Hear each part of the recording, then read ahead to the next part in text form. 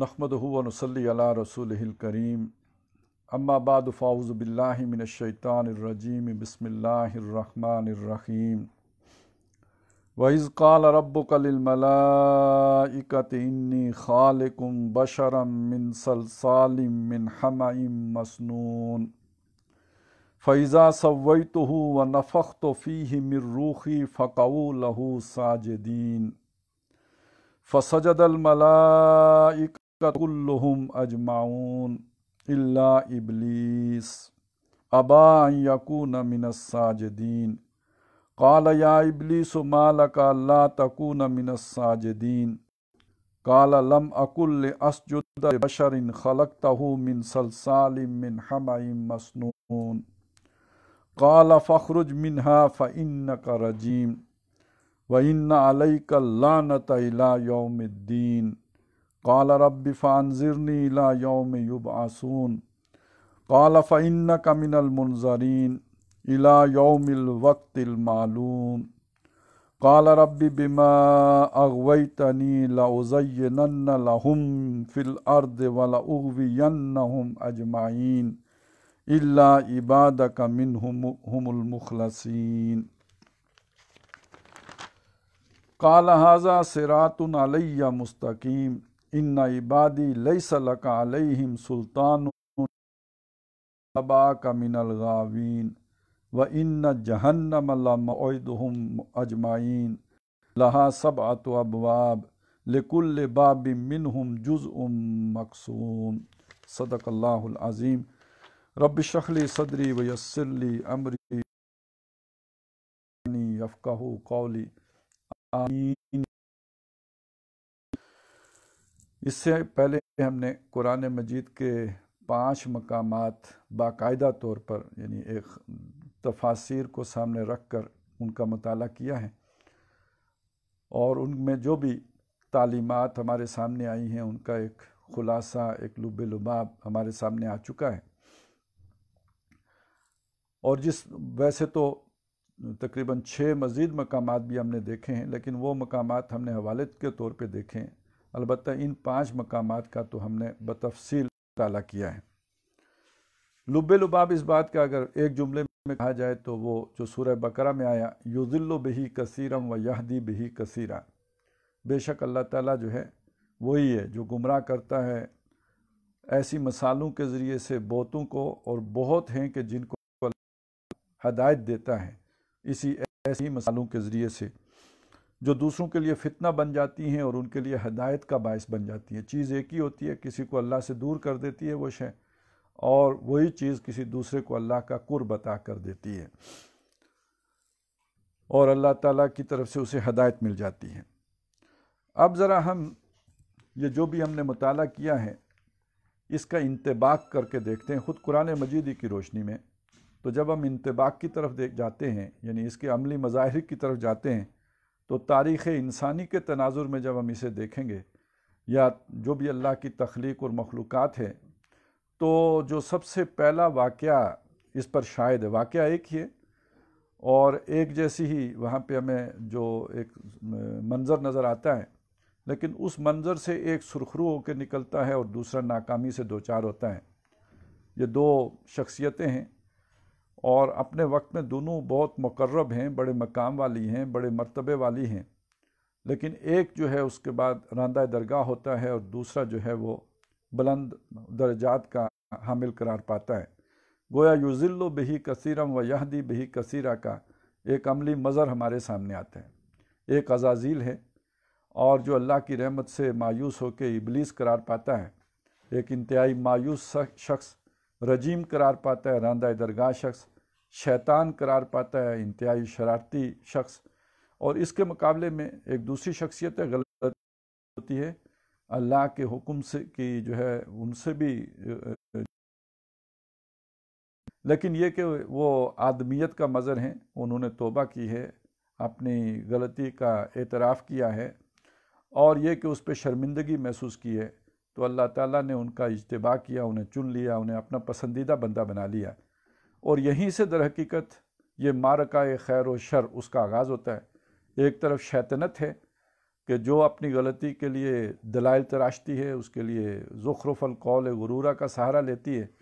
اور خود بھی گمراہ ہوتی ہے اور دوسروں کو بھی گمراہ کرتی ہے،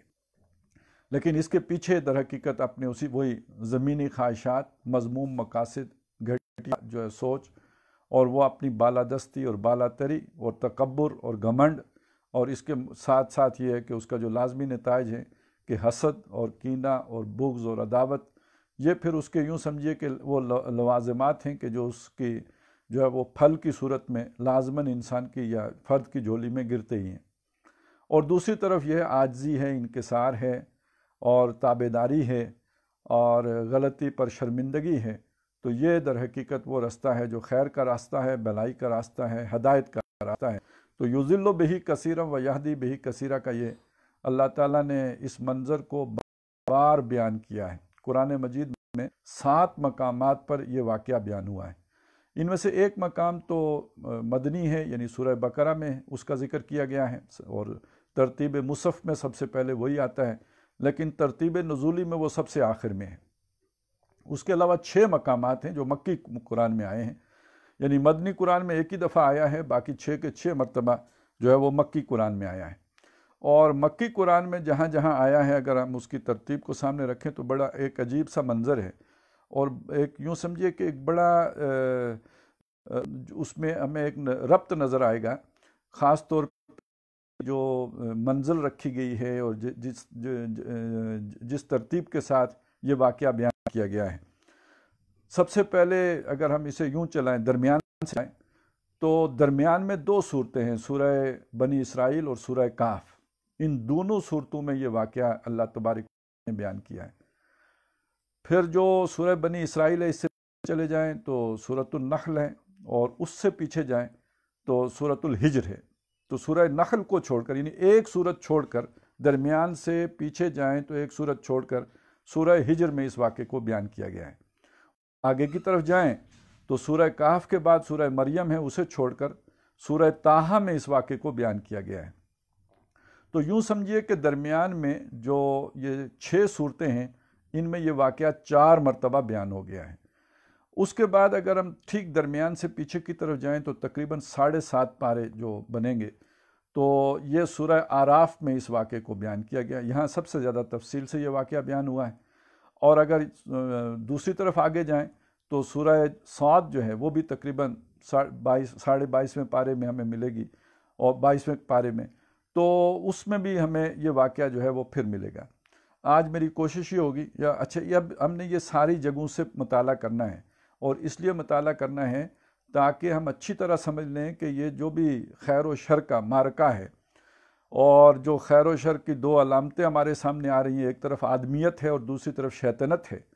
اور یہ جن کو اللہ نے گمراہ کیا ہے، جن کے اندر شیطنت تھی، اور جن کو اللہ نے ہدایت دی ہے کہ جن کے اندر آدمیت تھی، تو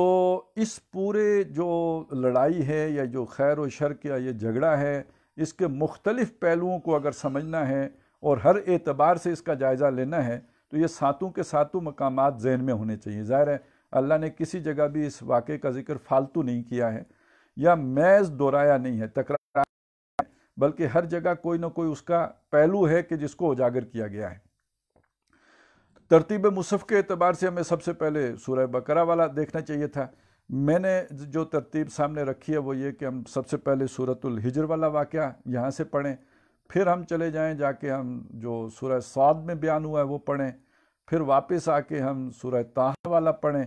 اور اس کے بعد سورہ کہف، پھر سورہ بنی اسرائیل، پھر سورہ اعراف، اور آخر میں سورہ بقرہ، جو اس کا ہم جو ہے سورہ بقرہ میں آیا ہے اس کا ہم مطالعہ کریں۔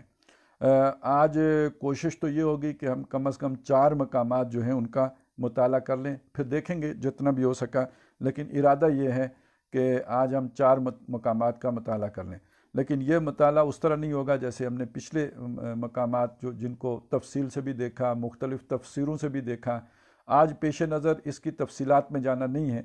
بلکہ یہ کہ صرف یہ کہ ایک تذکرہ اور اس واقعے میں تازہ کر لینا جن جن اعتبارات سے اسے بیان کیا گیا ہے۔ البتہ اگر تفصیل ہوگی تو کسی قدر سورہ بنی اسرائیل کی اور جو واقعہ بیان ہوا ہے، اور سورہ اعراف میں جس طرح اسے بیان کیا گیا ہے، اور پھر یہ کہ وہ بھی تفصیل کے ساتھ ہوگا جو سورہ بقرہ میں بیان کیا گیا ہے۔ تو آج کے یہ 4 تو میں کوشش کروں گا کہ جلدی سے ان کو ہم پڑھ کر نکل جائیں، اگرچہ کہ یہاں بھی تفصیلات میں جایا جا سکتا ہے لیکن جانا پیش نظر نہیں ہے۔ صرف وہ یہ دیکھ لیں کہ یہ واقعات کو قرآن مجید نے کس انداز میں بیان کیا ہے اور کیا سبق ہے جو قرآن مجید ہمیں دینا چاہتا ہے،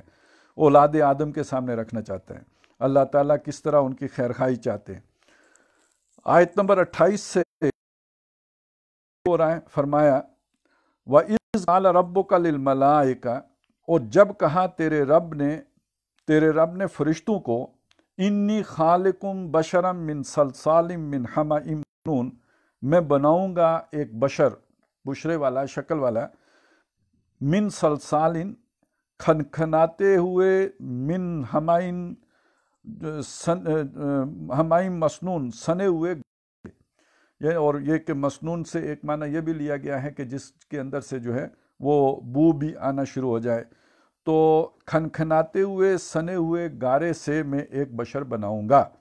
اب ظاہر ہے یہ اپنی جگہ پہ تقاضا تو کرتا ہے کہ اس سے مراد کیا ہے، لیکن ہم اس وقت اس میں نہیں پڑھنا چاہتے،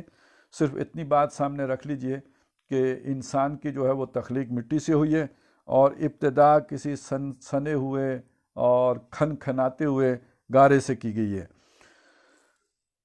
فَإِذَا سَوَّيْتُهُ، جب میں اسے ٹھیک کر چکوں، اس کا تسویہ کر چکوں، اور اس سے مراد یہ ہے کہ وہ پوری طرح جو ہے وہ بن گئے اور سنور چکے، نوک پلک اس کی سنور چکے۔ ظاہر ہے ابتدائی جو بھی اس کی جو بناوٹ ہوگی تو وہ تو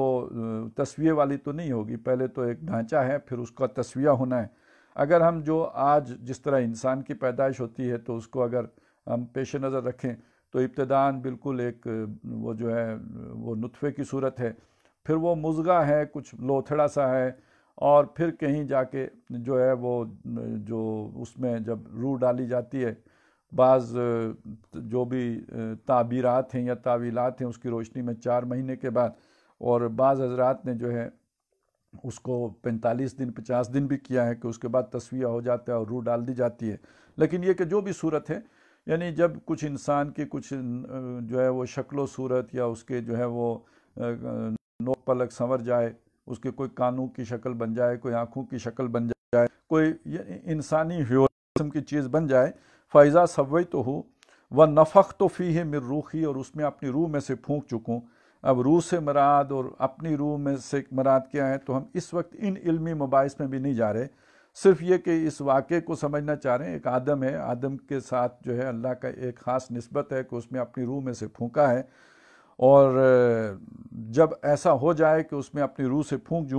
دوں، فَقَعُوا لَهُ ساجدین، تو اس کے آگے سجدے میں گر پڑنا۔ اب یہ اللہ نے فرشتوں سے کہا کہ جب میں اس بشر کو صلصال من حمأ مسنون سے بنا لوں،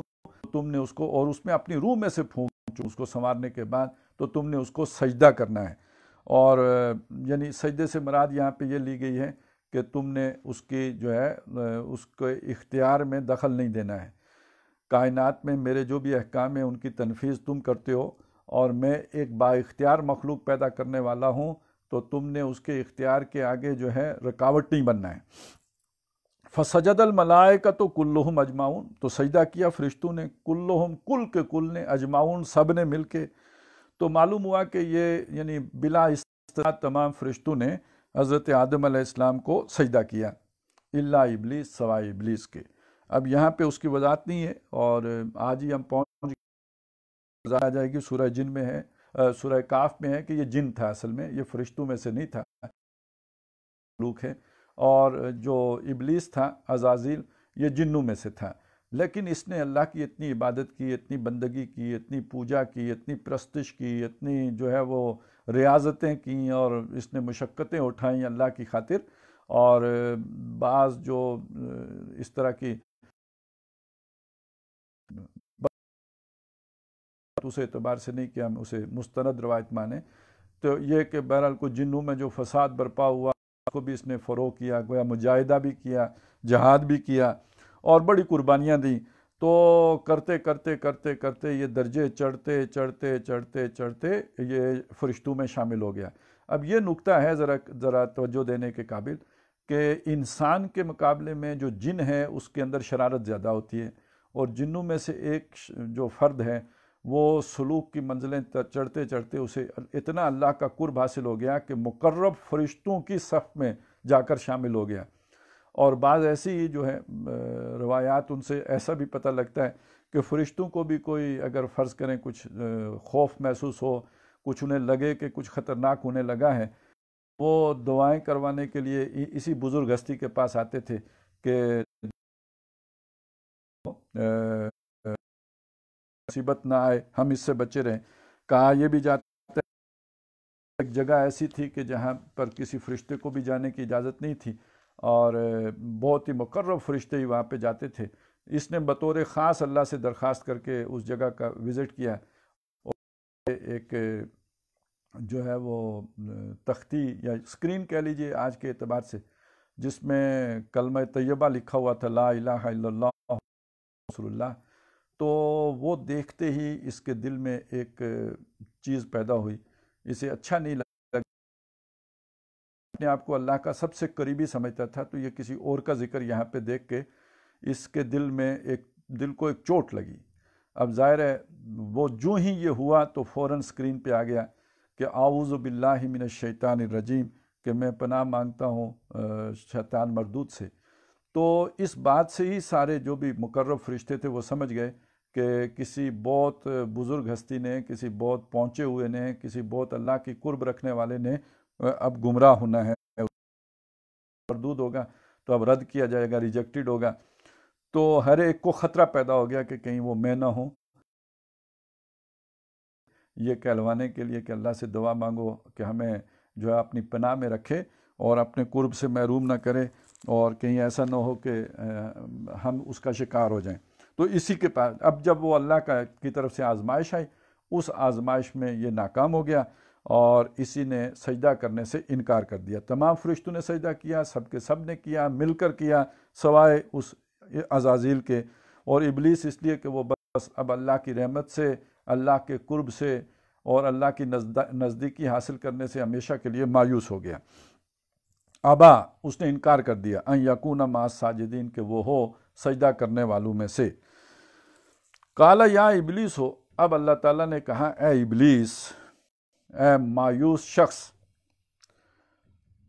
ما لک الا تکون مع الساجدین، تجھے کیا ہو گیا کہ تو سجدہ کرنے والوں میں سے نہیں ہوا؟ قال، اس نے کہا لم اکن لاسجد لبشر خلقتہ من صلصال من حمأ مسنون، کہ میں سجدہ نہیں کروں گا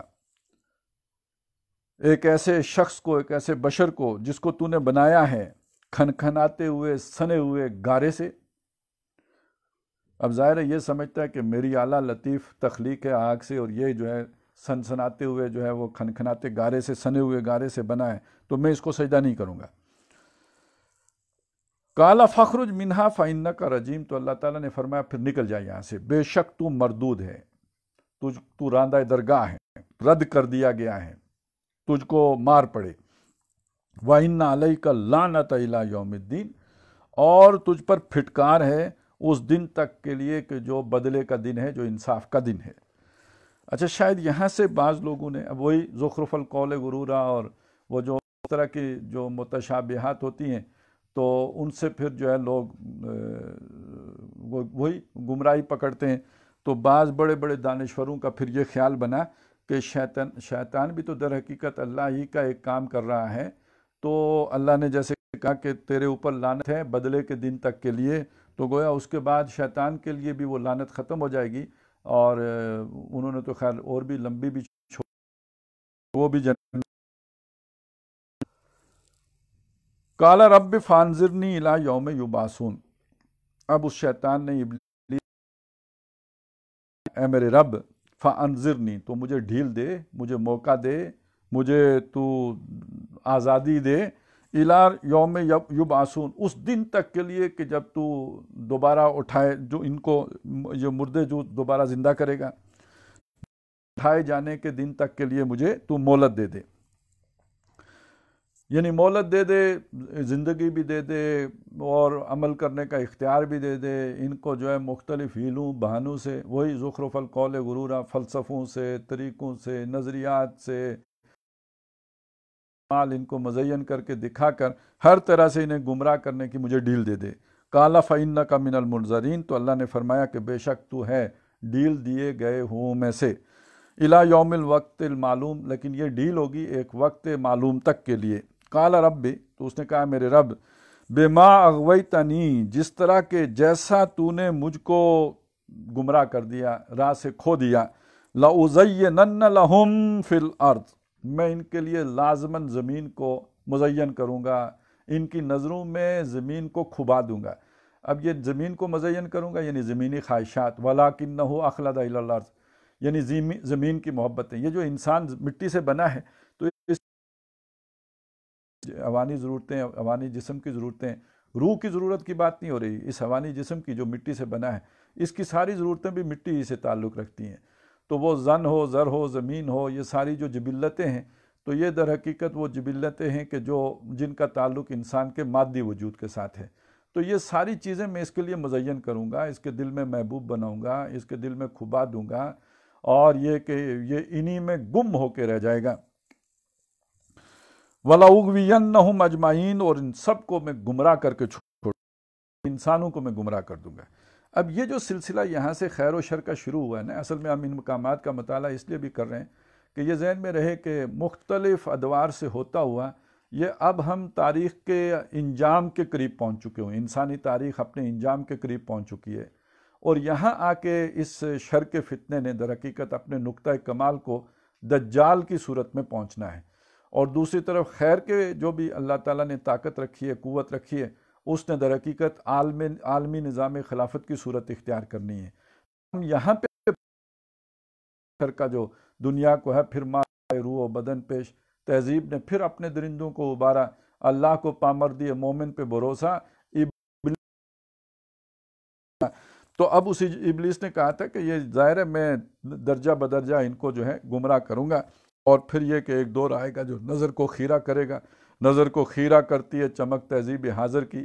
یہ صنائی مگر جھوٹے نگوں کی رضا کاری ہے، یہ وہی زخرف القول غرورا فالخلق غرورا ہے جو بھی ہمارے سامنے مختلف جو ہے وہ مظاہر ہیں دنیا کے، اور جو ان کو مزین کیا گیا ہے۔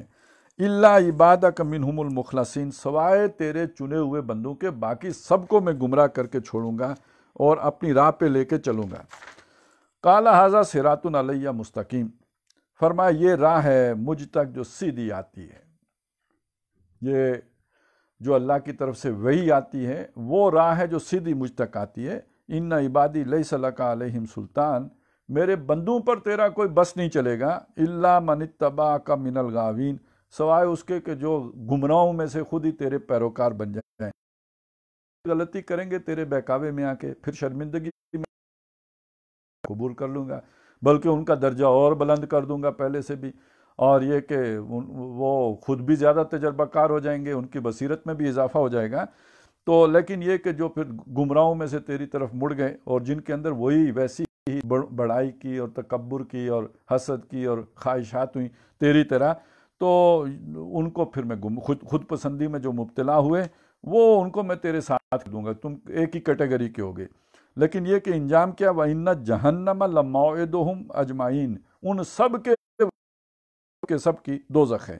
لہا سبعۃ ابواب، اس کے 7 دروازے ہیں، یعنی جو مختلف قسم کے گمراہ ہوں گے تو اسی طرح کے ان کے لیے دروازے ہوں گے، لِكُلِّ بَابٍ مِّنْهُمْ جُزْءٌ مَقْسُومٌ، اور ہر دروازے کے لیے ان میں سے ایک حصہ مخصوص ہے، یعنی ویسے ہی جیسے گمراہ لوگ ہیں ویسے وہ اسی طرح کی جگہ سے دوزخ میں داخل بھی ہوں گے، ہر ایک کے گمراہ کے مختلف گروہوں کے لیے مختلف دروازے جو ہیں وہ مخصوص ہوں گے۔ اب ہم ذرا سورہ صاد کا بھی مطالعہ کر لیتے ہیں، یہاں پر آیت نمبر 71 سے یہ واقعہ شروع ہو رہا ہے۔ قال ربک وَإِذْ قَالَ رَبُّكَ لِلْمَلَائِكَةِ، یاد کرو جب تیرے رب نے فرشتوں سے کہا، انی خالقم بشرا من طین، میں بنانے والا ہوں ایک انسان مٹی کا۔ اب یہاں صرف من صلصال من حمإ مسنون کا،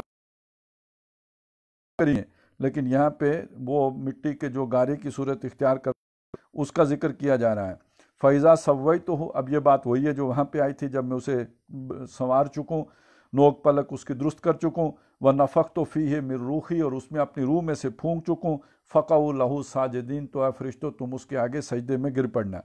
فَسَجَدَ الْمَلَائِكَةُ كُلُّهُمْ أَجْمَعُونَ، یہ الفاظ بھی بالکل جوں کہ توں ویسے کے ویسے ہی ہیں، الا ابلیس، سوائے ابلیس کے، استکبر وکان من الکافرین۔ اب یہ فرق آ گیا، یہاں پہ آ گیا، اس نے اپنے آپ کو بڑا جانا، اس نے غرور کیا، تکبر کیا، اپنے آپ کو بڑا سمجھا یا اپنی بڑائی چاہی۔ وکان من الکافرین، اور اب یہ کانا کو آپ سارا کے معنی میں لیں تو وہ ہو گیا کافروں میں سے، ناشکروں میں سے، اور یہ کہ اگر اسے تاما کے معنی میں لیں گے تو پھر وہ تھا ہی، یعنی وہ تھا ہی کافر، پہلے ہی سے کافر تھا، وہ اس کا کفر اندر چھپا ہوا تھا، یہ آزمائش آئی، یہ فتنہ سامنے آیا اس کے لیے، اور اس میں وہ اوندے منہ گر پڑا، اس آزمائش ناکام ہو گیا۔ قال یا ابلیس، ہو اللہ نے فرمایا ابلیس، ما منعک، تجھے کس چیز نے روکا، ان تسجدا، کہ تو سجدہ کرے، لما خلقت بیدی، اس کو کہ جس کو میں نے اپنے دونوں ہاتھوں سے بنایا۔ دونوں ہاتھوں سے بنایا یعنی جو اللہ تعالیٰ کے دو امر ہیں،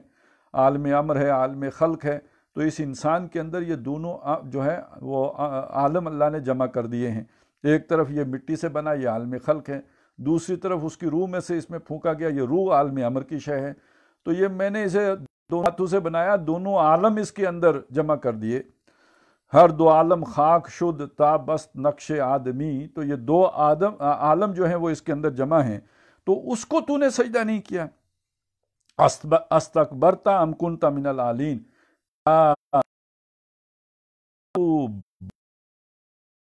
کا مرتبہ اونچا تھا۔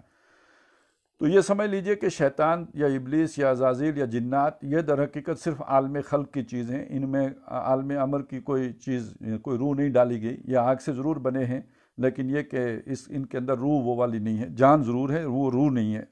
وہ روح ملائکہ جیسے اور روح ملکوتی کہہ لیں، وہ ان کے اندر نہیں ہے۔ انسان کو اللہ نے مٹی سے بنایا لیکن اس کے اندر اللہ تعالیٰ نے روح ربانی پھونکی ہے، روح ملکوتی ڈالی ہے جو عالم امر کی شے ہے۔ تو یہ اس میں دو عالم جمع، اسی وجہ سے یہ برگزیدہ ہوا، بزرگ ہوا، اور فرشتوں نے اس کو سجدہ کیا، اس لیے کہ وہ بھی ایک ہی عالم کے ہیں، وہ عالم امر کے ہیں، ان کے اندر عالم خلق کی کوئی جو ہے،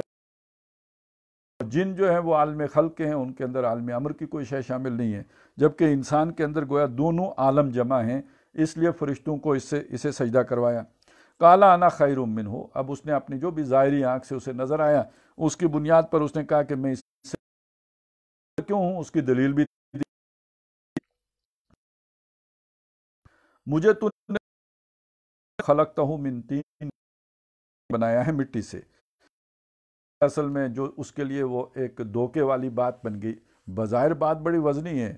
کہ آگ جو ہے وہ لطیف چیز ہے مٹی کے مقابلے میں، لیکن یہ دھوکہ ہوا ہے، لیکن اس میں دھوکہ ہو گیا کہ وہ دیکھ نہیں سکا اس حقیقت کو، اور سب سے اپنے رب کا حکم نہیں پہچان سکا، تو اس وجہ سے اس نے اپنے آپ کو صحیح ایک غلط کنکلوژن تک پہنچا کہ میں اس سے بہتر ہوں، اور اس نے سجدہ کرنے کو غیر منطقی سمجھتے ہوئے اس نے ماننے سے انکار کر دیا۔ جیسے اب یہ جو دجالی دور آ رہا ہے تو اس میں ہم دیکھ بھی اٹھ کے کہتا ہے کہ یہ بات اللہ نے کیوں کی ہے، اور ایسا ہونا چاہیے اور ویسا ہونا چاہیے۔ قال فخرج منہا فإنک رجیم، تو اللہ نے کہا نکل جا یہاں سے، تو مردود ہے، وإن علیک لعنتی الی یوم الدین، اب یہ بھی بالکل وہی الفاظ ہیں، تجھ پہ جو ہے وہ لعنت ہوگی بدلے کے دن تک کے لیے۔ قال رب فانظرنی الی یوم یبعثون، اس نے وہی بات یہاں بھی کی ہے کہ اے میرے رب مجھے موقع دے دے اس دن جب دوبارہ جی اٹھیں گے لوگ۔ قال فإنک من المنظرین، اللہ نے کہا ٹھیک ہے تو مہلت دیے گئے ہوں میں سے ہے، الی یوم الوقت المعلوم، ایک وقت مقرر تک کے لیے۔ قال، اب اس نے یہاں پہ بات فبعزتک، تو اے اللہ تیری عزت کی قسم ہے، وینہم اجمعین، ان سب کے سب کو گمراہ کر کے چھوڑوں گا، الا عبادک منہم المخلصین، سوائے تیرے چنیدہ لوگوں کے۔ قال فالحق، تو اللہ نے کہا اقول، اور میں بھی ٹھیک کہتا ہوں، لأملأن جہنم منک وممن تبعک منہم اجمعین، تو میں تجھ سے اور جو بھی تیری پیروی کریں گے ان سب سے جہنم کو بھر کے چھوڑوں گا، دوزخ کو سب کو دوزخ کا ایندھن بنا دوں گا۔ اب یہاں پہ جو یہ واقعہ، یہ دوسرا مقام جو ہم نے پڑھ لیا، اب ذرا ہم اسے سورہ طٰہٰ میں بھی اس کا جائزہ لے لیتے ہیں کہ سورہ طٰہٰ میں اس واقعے کو کس طور پر بیان کیا گیا ہے۔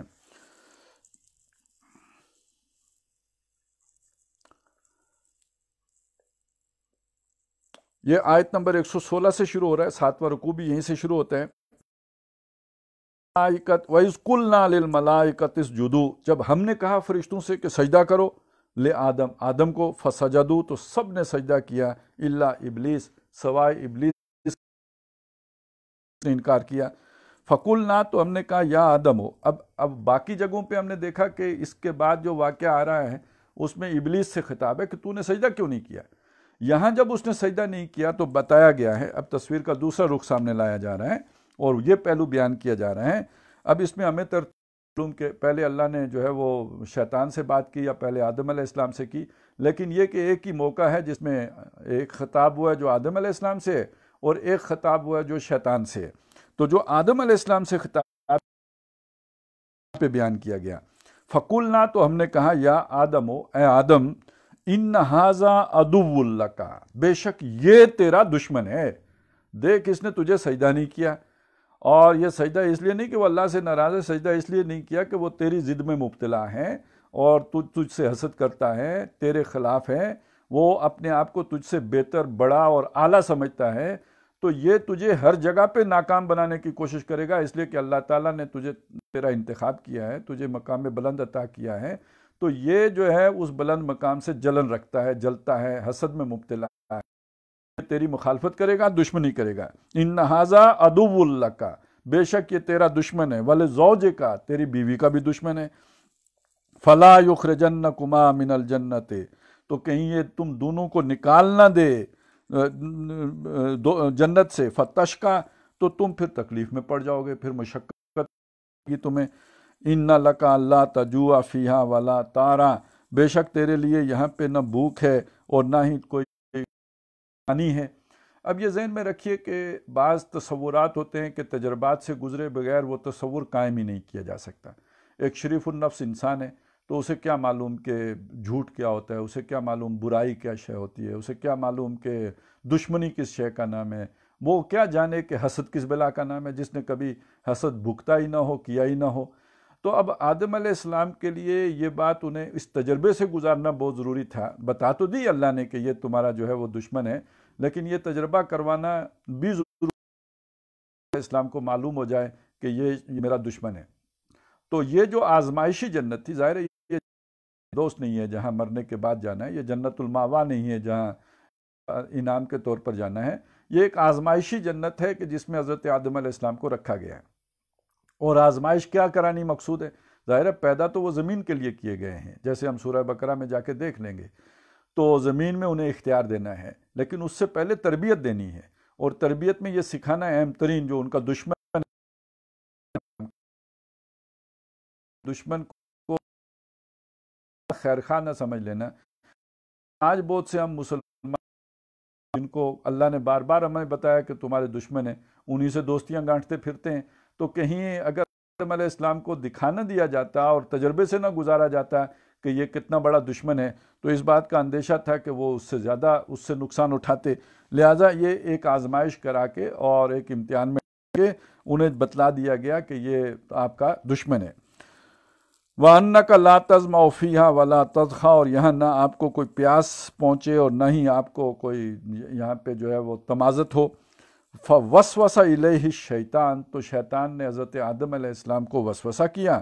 ان کے دل میں ڈالی بات۔ اب یہ دیکھیے، یہ وسوسہ ہے، یہ ہے دل میں بات کا ڈالنا، یہ ہے جو القاء کرنا، جو ہم نے پڑھا تھا نا، القى الشیطان فی امنیتہ، تو اب شیطان القاء کیسے کرتا ہے، الہام کیسے کرتا ہے؟ یہ بھی ہو سکتا ہے کہ وہ کوئی صورت اختیار کر کے ان کے سامنے آ کے اس نے بات کی ہو، بڑا خیرخواہ بن کے، بڑا ناصح بن کر، بہت ہی ان کا جو ہے وہ حمایتی اور ہمدرد اور غمخوار بن کر، قال یا آدم، اس نے کہا اے آدم، هل ادلک علی شجرۃ الخلد، میں تمہیں دلالت نہ کروں، رہنمائی نہ کروں تمہیں پتہ نہ بتاؤں ایک ایسے درخت کا جس کا پھل کھانے سے سدا کی زندگی مل جائے، سدا بہار درخت یا سدا کی زندگی بخشنے والا درخت، و ملکن، اور ایسی بادشاہی لا یبلا کہ جو پرانی نہ ہو، ہر وقت نئی، یعنی اتنی اعلیٰ بادشاہی کہ جو ختم ہی نہ ہو۔ تو اس نے ایک جو حضرت آدم علیہ السلام کے سامنے ایک رستہ رکھا ہے، اور وہ رستہ بھی ہے جو نیکی کا رستہ، اچھائی کا رستہ، دائمی زندگی پانے کا رستہ، اور ایک گویا ان کا ہمدرد بن کے آیا، ان کا بیخواہ بن کے آیا، ان کو وہ راستہ سکھانے آیا جس سے ان کا فائدہ ہو اور انہیں ترقی ملے۔ فَأَكَلَا مِنْهَا، تو دونوں نے کھا لیا اس میں سے، وہ جس شے سے انہیں روکا گیا تھا اس شے کا ذائقہ چکھ لیا انہوں نے، دونوں میاں بیوی نے۔ فَبَدَتْ لَهُمَا سَوْآتُهُمَا، تو ان دونوں کی شرمگاہیں ان پر ہو گئی، ان کی حقیقت ان پر عیاں ہو گئی۔ اب یہ ایک نئی بات یہاں پہ آئی ہے، پہلے دونوں مقامات پر یہ بات نہیں آئی تھی۔ وَاتَّفِقَا يَخْصِفَانِ عَلَيْهِمَا مِنْ وَرَقِ الْجَنَّةِ، تو اب وہ دونوں اپنے بدن کو یا اپنی شرمگاہوں کو جنت کے جو پتے تھے ان سے ڈھانپنے لگے۔ وَعَصَىٰ آدَمُ رَبَّهُ فَغَوَىٰ، اور آدم نے اپنے رب کے حکم کی نافرمانی کی تو وہ بہک گیا۔ ثُمَّ اجْتَبَاهُ رَبُّهُ، تو پھر اس کے رب نے اسے پسند کر لیا، دوبارہ اسے نوازا۔ فَتَابَ عَلَيْهِ، تو وہ اس کی طرف متوجہ ہوا۔ وَهَدَىٰ، اور اس کو سیدھی راہ پہ لایا، یعنی اللہ نے نظر عنایت کی حضرت آدم پر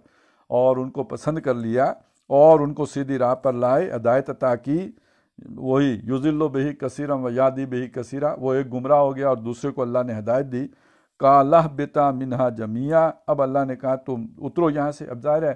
یہ سزا کے طور پہ نہیں اتار رہے، دیکھیں اللہ نے انہیں نوازا ہے، ان کی توبہ قبول کر لی ہے، توبہ کے بعد کون سی سزا، جب توبہ قبول بھی ہو گئی تو اصل میں ایک تجربہ کروایا کہ یہ تمہارا دشمن ہے، اور جب انہیں نظر آ گیا کہ کس طرح اس نے دشمنی کی، اب اللہ نے کہا جاؤ، اب آپ سیکھ گئے ہو، تجربہ کار ہو گئے ہو، آپ کو پتہ ہے اسد کس کو کہتے ہیں، پہلے آپ جانتے ہی نہیں تھے اسد کسے کہتے ہیں، اب اس فتنے سے گزر کے آپ کو پتہ لگ گیا، آپ کے تجربے میں اضافہ ہو گیا، گویا آپ کی فہم و فصد بڑھ گئی ہے اب کہ، اور سکھانے کا ایک انداز اللہ کی طرف سے یہ بھی ہے کہ وہ فتنوں میں مبتلا کر کے سکھاتا ہے، کہ اسی لیے کہا نا تندی باد مخالف سے نہ گھبرائے عقاب، یہ تو چلتی ہے تجھے اونچا اڑانے کے لیے، اور یہ کہ تو خاک میں مل اور آگ میں جل، جب خشت بنے تب کام چلے، ان خام دلوں کے عنصر پر بنیاد نہ رکھ، تعمیر نہ کر۔ اور جو ہم نے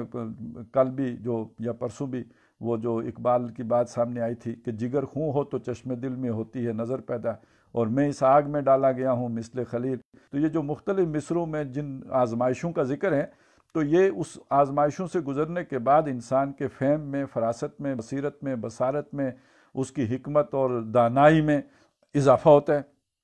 تو اللہ نے کہا اب آپ نے سیکھ لیا، تجربہ کار ہو گئے ہو، تو اب یہاں سے تم سب جاؤ۔ قَالَ اهْبِطَا مِنْهَا جَمِيعًا، تم دونوں اب یہاں سے نکلو، بَعْضُكُمْ لِبَعْضٍ عَدُوٌّ، اب یہ جو شیطان ابلیس اور تم ایک دوسرے کے دشمن ہو۔ فَإِمَّا يَأْتِيَنَّكُم مِّنِّي هُدًى، تو جب تمہارے پاس میری طرف سے ہدایت آئے، یعنی تمہاری اولاد کے پاس بھی آئے، اولاد آدم کو بھی اب سمجھ لیجئے کہ خطاب ہو گیا۔ فَمَنِ اتَّبَعَ هُدَايَ فَلَا يَضِلُّ وَلَا يَشْقَىٰ، تو جو میری ہدایت کی پیروی کرے گا نہ وہ بہکے گا نہ گمراہ ہوگا، وہی بات آ گئی، گمراہ بھی نہیں ہوگا اور نہ وہ تکلیف میں اور مصیبت میں اور مشقت میں پڑے گا۔ اس ہدایت کی پیروی کرے گا تو مصیبت میں نہیں پڑے گا، اس ہدایت کو چھوڑے گا، اب دیکھو نا، آپ کو آدم علیہ السلام کو گویا یوں بھی کہا ہوگا کہ آپ کو منع کیا تھا، آپ نے وہ کر لیا، یہ نقصان ہو گیا۔ تو اب جو بھی شخص جو ہے اللہ کی ہدایت کی پیروی کرے گا تو نقصان نہیں اٹھائے گا اور وہ تکلیف میں نہیں پڑے گا۔ اور اب یہاں پہ خاص طور پہ ذکر کا بھی مسئلہ آ گیا کہ وَمَنْ أَعْرَضَ عَنْ ذِكْرِي فَإِنَّ لَهُ مَعِيشَةً ضَنْكًا، اور جس نے میری یاد سے منہ موڑا، اب یہاں یاد وہ پوری ہدایت، پوری شریعت، پورا جو ہے وہ دین جو دے کے بھیجے گئے ہیں، یا جو ہدایت آتی رہے گی مختلف اوقات میں، اس پوری کی پیروی کرنا یا اس پورے سے منہ موڑنا، تو اس کی پھر زندگی تنگ ہو جائے گی، اجیرن ہو جائے گی، اور قیامت کے دن تو پھر وہ اندھا اٹھایا جائے گا۔ تو بہرحال یہ ہم نے تیسرا مقام ہے کہ جس کا مطالعہ الحمدللہ ہمارا ہو گیا ہے۔ اب ہم ایک جو ہے وہ سورہ کاف کے ایک مقام کا بھی مطالعہ کر لیتے ہیں، اور یہ ہے بھی مختصر، اس میں اتنی زیادہ تفصیل نہیں آئی ہے۔ فرمایا وَإِذْ قُلْنَا لِلْمَلَائِكَةِ، یاد کرو جب ہم نے فرشتوں سے کہا اسجدوا لآدم، سجدہ کرو آدم کو، فسجدوا، سب نے سجدہ کیا الا ابلیس، سوائے ابلیس کے، کان من الجن۔ اب یہ نئی بات آئی ہے، یہ آپ کو باقی جگہوں پہ نہیں ملے گی۔ اب آپ نے دیکھا واقعات تو 7 جگہ پہ بیان ہوا ہے، لیکن ہر جگہ کوئی نیا نکتہ ہے جو اللہ نے کھول کے سمجھایا ہے۔ یہ ساری باتیں ایک جگہ پہ آ جائیں تو اتنی گویا یاد نہیں رہتی۔ یہ خطاب کا انداز ہے، کوئی ابھی سکھا دیا، پھر اگلا نکتہ دوسری جگہ پہ سکھا دیا، مزید جو ہے وہ اس مضمون میں ترقی تیسری جگہ پہ دے دی۔ تو یہاں پہ اب اس بات کو ذرا اور ایک نئی چیز بھی کھول دی یہاں پہ کہ یہ جس ابلیس نے سجدہ نہیں کیا تھا، یہ فرشتوں کو حکم تو فرشتوں کو سجدے کا، تو ابلیس نے سجدہ نہیں کیا تو وہ بھی گویا فرشتہ تھا۔ تو اب بتایا نہیں، کانا من الجن، وہ جن تھا اصل میں۔ فرشتے کے پاس اختیار ہی نہیں ہے نہ کرنے کا اور اللہ کا حکم نہ ماننے کا۔ یہ صاحب اختیار مخلوق اللہ نے 2 ہی بنائی ہیں، ایک انسان ہے اور دوسرے جن ہیں۔ تو یہ جو ابلیس یا عزازیل تھا یہ در حقیقت جن تھا۔ فَفَسَقَ عَنْ أَمْرِ رَبِّهِ، سو نکل بھاگا اپنے رب کے حکم سے۔ اب یہ فسق کو بھی یہاں پہ نوٹ کر لیجئے کہ وَمَا يُضِلُّ بِهِ إِلَّا الْفَاسِقِينَ، اللہ گمراہ نہیں کرتا مگر فاسقوں کو۔ تو اس کے اندر وہ فسق کا، وہ شرارت کا مادہ اور بغاوت کا مادہ اور نافرمانی کا مادہ اور اللہ کے مقابلے میں اپنے نفس کی جو ہے وہ زیادہ جو ہے پوجا یا محبت کرنے کا مادہ وہ تھا۔ ایک آزمائش آئی اور اس میں وہ اس کا اندر جو ہے وہ اور اس کا جو باطن ہے وہ ظاہر ہو گیا۔ تو یہ جنوں میں سے تھا، اس لیے یہ اپنے رب کے حکم سے نکل بھاگا۔ اب یہ ذکر کرنے کے بعد اولاد آدم کے سامنے ایک بات، یا یوں سمجھیے اس کو اپیل بنایا گیا ہے کہ افتتخذونہ وذریتہ اولیاء من دونی،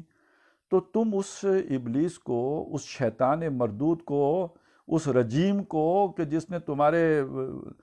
جو ہے جد امجد سے اس طرح ضد کی، بغض کیا، حسد کیا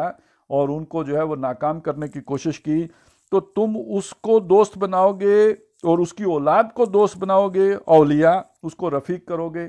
اب یہاں اولیاء کے معنی جو ہے صرف دوستی، کون سی دوستی؟ تعلق والی دوستی کے معنی میں نہیں ہے، ان سے کام، یعنی ان کے کام آنا، یہ جو یا ان سے استعانت مانگنا، ان سے مدد طلب کرنا، یہ جو خاص طور پہ مشرکین مکہ کیا کرتے تھے، اور وہ کسی وادی کے جن میں سے بھی جو ہے وہ پناہ مانگتے اور پھر وادی میں داخل ہوتے، اور اسی طرح یہ جو جتنے بھی کاہن لوگ ہوتے ہیں یہ بھی، ان کے بھی سارے جو شیطانوں کے ساتھ جو تعلقات ہوتے ہیں اور یا ان کو راضی رکھنے کی کوشش کرتے ہیں، ان کے لیے صدقے دیتے ہیں۔ یہ جو ہمارے ہاں مختلف جرائم ہوتے ہیں، کسی نے 99 قتل کر دیے، کسی نے معصوم بچی کے ساتھ کوئی زیادتی کر دی، تو یہ جرائم اس طرح کے جرائم نہیں ہوتے کہ کوئی آدمی پاگل ہے تو اس نے یہ حرکت کر لی ہے، یا یہ کہ کوئی آدمی جو ہے وہ بہت ہی ذرا مجنون ہو گیا تو اس نے یہ کر لیا ہے۔ یہ در حقیقت اس کے پیچھے شیطانوں کو راضی کرنے کا، اور وہ چونکہ وہ گمراہیوں کی منزلیں طے کرنی ہوتی ہیں، اور بڑے سے بڑے شیطان جسے کہتے ہیں ہم نے جن قابو کر لیا، قابو کہاں کر لیا، اس کے لیے یہ قربانیاں دی جا رہی ہوتی ہیں تاکہ وہ جن بھی کہے کہ ہاں واقعی یہ تو بہت بڑا، مجھ سے بھی بڑا شیطان ہے، تو وہ شیطانوں والے کام کرنے پڑتے ہیں۔ یہ سوکھا طریقہ انہوں نے نکالا ہے شیطانوں سے دوستیاں کرنے کا۔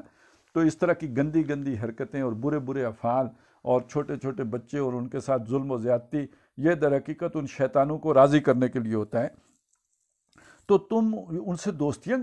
گانٹنے کے لیے اور انہیں دوست بنانے کے لیے، اولیاء بنانے کے لیے، ان سے مدد طلب کرنے کے لیے اور ان سے اپنے کام نکلوانے کے لیے تم جو ہے ان کے ساتھ دوستیاں گانٹو گے، من دونی، مجھے چھوڑ کر،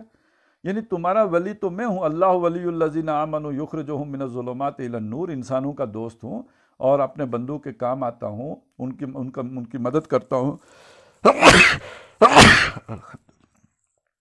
تو تم اس کے ساتھ دوستی گانٹو گے اور اس کی اولاد کے ساتھ دوستیاں گانٹو گے مجھے چھوڑ کر، وَهُمْ لَكُمْ عَدُوٌّ، وہ دوست ہیں ہی نہیں تمہارے، وہ تمہارے دشمن ہیں۔ ہاں وہ تمہیں بہکاوے میں لائیں گے، بہلاوے میں لائیں گے، تمہارے خیر خواہ بن کے آئیں گے۔ ظاہر ہے جو بھی ٹھگ ہو تو وہ آ کے جو ہے وہ ٹھگوں والی شکل بنا کے تو نہیں آتا، وہ بدماشوں کے روپ میں تو نہیں آتا۔ بڑے یعنی بھولے لوگ ہوتے ہیں کہ ہم کسی آدمی کے جو ہے وہ بات میں آ جاتے ہیں، تو وہ ہمیشہ جو ہے دنیا میں جو انتہائی جن لوگوں نے جرائم کیے ہیں اور جو ہے وہ تسلسل سے قتل عام کیے ہیں، یہ بڑے انوسنٹ فیس کے لوگ ہیں جو نہیں پکڑے گئے۔ جو سیریل کلر ہیں وہ کون لوگ ہوتے تھے عام طور پر، اسی لیے تو ان پر کسی کا شک ہی نہیں جاتا تھا کہ یہ آدمی بھی ایسے کرتوت کر سکتا ہے اور برا کام کر سکتا ہے۔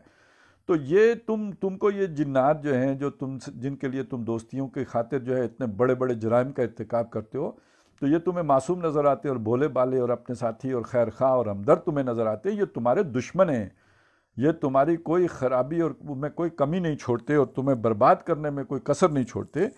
تو من دونی وہم لکم عدو بئس للظالمین بدلا. تو یہ جو ظالم لوگ ہیں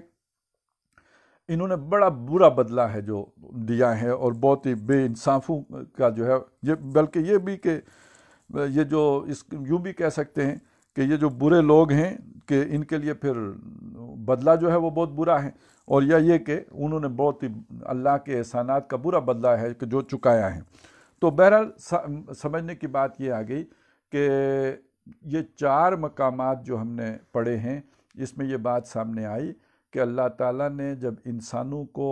ایک شرف سے نوازا، فضیلت عطا کی، جسے کہا سورہ بنی اسرائیل میں کہ وَلَقَدْ كَرَّمْنَا بَنِي آدَمَ وَحَمَلْنَاهُمْ فِي الْبَرِّ وَالْبَحْرِ وَرَزَقْنَاهُمْ مِنَ الطَّيِّبَاتِ وَفَضَّلْنَاهُمْ عَلَىٰ كَثِيرٍ مِّمَّنْ خَلَقْنَا تَفْضِيلًا.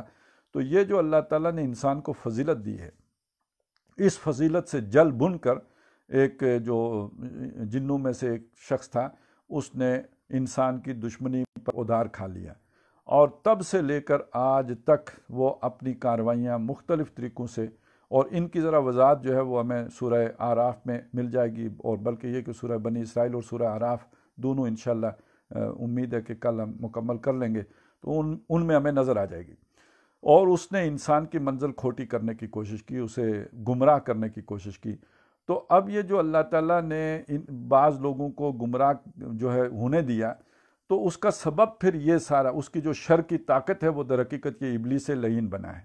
اور اس کو سمجھنا بہت ضروری ہے، کیونکہ اب جو بہت سے لوگوں نے دجال پہ بھی بات کی ہے، اور اس میں جو سب سے بڑی خرابی جو کم از کم مجھے نظر آتی ہے وہ یہ کہ دجال کو ٹھیک ہے اس کے وہ بہت بڑا فتنہ ہوگا، ٹھیک ہے وہ بہت اختیارات بھی ہوں گے اور قوانین قدرت اس کے قبضے میں ہوں گے، بہت سے خرق عادت چیزیں جو ہے گویا اس سے ہو رہی ہوں گی، صادر ہو رہی ہوں گی، اس کے شعبدے جو ہے وہ انسانوں کو حیران اور پریشان کیے جا رہے ہوں گے. لیکن یہ کہ بہرحال وہ اللہ کی قدرت سے باہر نہیں ہے، جس طرح لوگ اسے پیش کرتے ہیں اتنی بڑی جو ہے وہ چیز نہیں ہوگی، اور ظاہر ہے اللہ کی قدرت کے مقابلے میں وہ کچھ بھی نہیں ہے. تو سمجھنے کی بات یہ ہے کہ بندہ مومن کی دوستی اللہ کے ساتھ ہوتی ہے، شیاطین اس کے دشمن ہوتے ہیں، اور یقیناً یہ مارکہ خیر و شر ہمیشہ سے جاری ہے، آئندہ بھی جاری رہے گا، اور شاید اپنی انتہائی شدت کو اور اپنے جو ہے کلائمیکس کو پہنچنے والا ہے. لیکن یہ کہ اللہ تعالیٰ اپنے دوستوں کی مدد کرتے رہیں، آدم علیہ السلام سے لے کر تائیں دم اور تائیں وقت اللہ کی مدد اہل ایمان کے ساتھ شامل حال رہتی ہے. لیکن ان 4 مقامات نے ہمارے سامنے یہ حقیقت روز روشن کی طرح عیاں کر دی کہ یہ دشمنی جو ہے ایسی کہانیاں نہیں ہیں، یہ کوئی سازشی تھیوری نہیں ہے، بلکہ یہ ایک حقیقت ہے. اور یہ اگر جس کو نظر نہیں آتی اور اس کو کوئی ایسی تھیوری سمجھتا ہے سازشی، تو یہ پھر اس کی اپنی ایک نادانی ہے، بھول پن ہے، اور یہ وہی ایک جو مطمئن کر دیتے ہیں نا زخرف القول غرورہ کے ذریعے سے، تو وہ کوئی اس طرح کی باتوں سے بعض لوگ مطمئن ہو جائیں تو بے شک ہو جائیں. تو اللہ تعالی ہمیں اس شیطان مردود کی شر سے اور اس کی فتنہ پردازیوں سے اپنی حفظ و امان میں رکھے، اور ہمیں قرآن مجید کے ان مقامات کو جو اللہ تعالیٰ نے اس میں جو بھی حکمت کے موتی رکھے ہیں ان کو ہمیں سمجھنے کی توفیق عطا فرمائے. بارک اللہ لی و لکم فی القرآن العظیم و نفعنی و ایاکم بالآیات و الذکر الحکیم.